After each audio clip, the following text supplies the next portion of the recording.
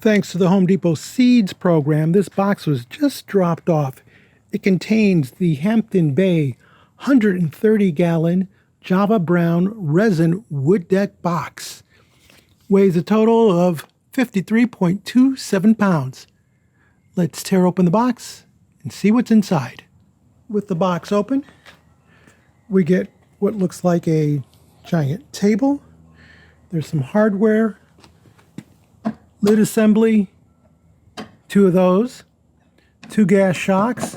This will help to keep the lid open, some screws, and of course, the instruction sheet.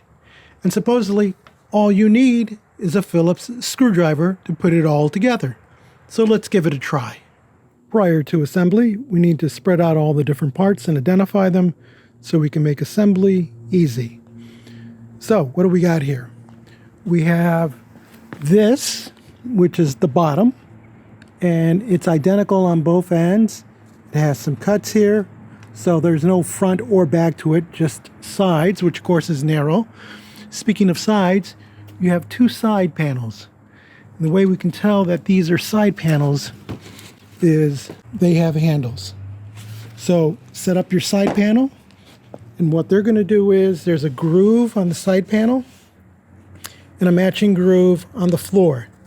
And this panel slides in from the front, whereas this panel is going to slide in from the back. It's just a little odd. It's due mainly to the fact that both panels are identical. So there is not a left and right, they're just both the same. So one has to just go on from the back, the other one from the front. Speaking of back, that's what this panel is. And you'll notice that there are some notches on the floor, and there are corresponding tabs on the back panel. So that's how you know that these two need to mate together. So that'll, at this point, give you 3 walls. This is going to be your lid, and the reason we know that is because it has a little ring here, a clasp, so that you can lock it. And then finally, we have the front panel, and you see this notch here. That's where that ring that we saw earlier will fit. So now let's assemble. I'd recommend putting a little bit of dishwashing liquid along this area so that it slides in a little bit easier.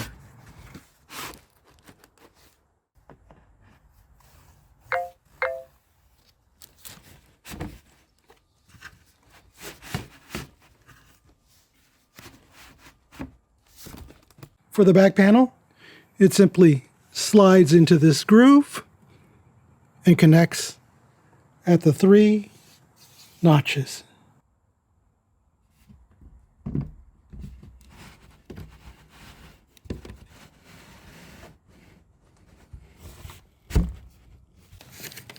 Make sure that catches.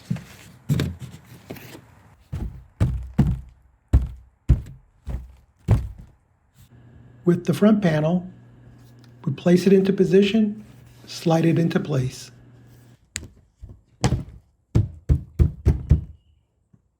To attach the top lid, you're going to have to install it while it's horizontal with the bottom facing up. You're going to bring it level with the back of the box, and then you're just going to push into these pins that go all along the back, and it'll catch. Then you'll be able to pivot and close the lid.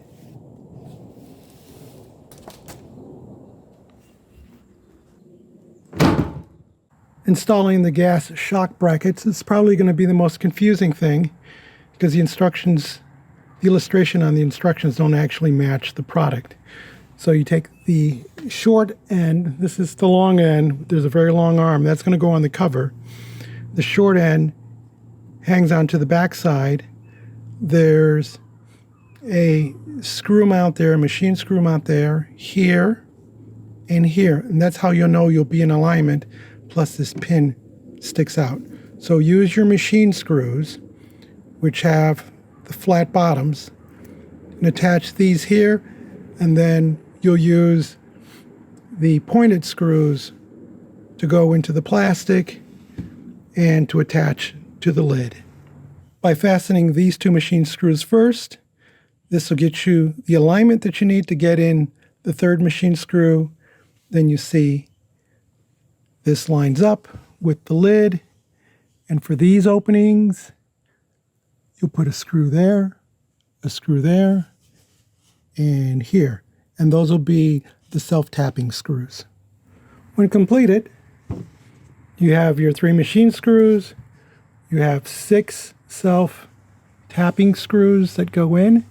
My advice would be to do the top ones first. Make sure this bracket is up against the top of this lid here, and then follow the rest of them down. Make sure this is flush. You'll notice that the screws don't go in and stop. They tend to free spin, so once you feel that they go snug, don't turn it anymore, otherwise they'll just start twirling around because there's nothing for them to really bite into. This is just a layer of plastic, and then it's hollow underneath. Follow the same procedure for the other side, and then we're ready to install the gas shock that will dampen when you close and open the lid.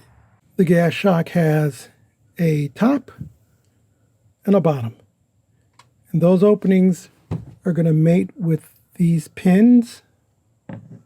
So we take the top, make sure it's the black part, and we just push it in.